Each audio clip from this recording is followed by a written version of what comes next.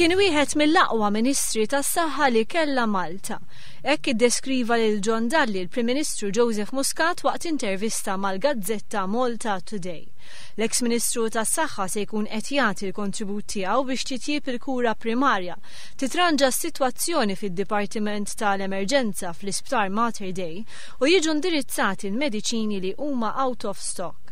Barra minn hekk kompla l-Prim Ministru, John Dalli jista' jgħin biex jiġi attirat aktar investiment lejn Malta. Dan jista' jagħmlu grazzi għal kuntatti li benatul is-snin li serva kemm bħala ex-Ministru tas-Saħħa kif ukoll bħala ex-Kummissarju Ewropew.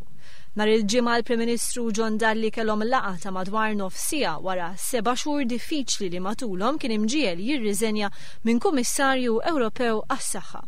Il-Kummissarju tal-Pulizija Peter Paul Zammit ikkonferma li r-rapport tal-Uffiċċju Ewropew ta' kontra l-frodi ma juri ebda evidenza konkreta kontra John Dalli. Il-Prim Ministru Joseph Muscat żvela li qed jikkunsidra numru ta' riformi fil-qasam tas-saħħa li kien beda jaħdem fuqhom John Dalli meta kien Ministru. Liema riformi kienu ġew abbandonati kompletament. Meta kien intervistat fuq One Radio, Joseph Muscat qal li s-sistema tas-saħħa f'Malta hija imħassra u imnawra u li ma sab ebda tip ta' pjan li juri li l-Partit Nazzjonalista kien jaf fejn sejjer. Il-Partit Laburista kompla l-Prim Ministru qed ifassal pjan ta' tmexxija li jara li s-sistema tas-saħħa ma tkunx waħda li taħdem fi stat ta' kriżi.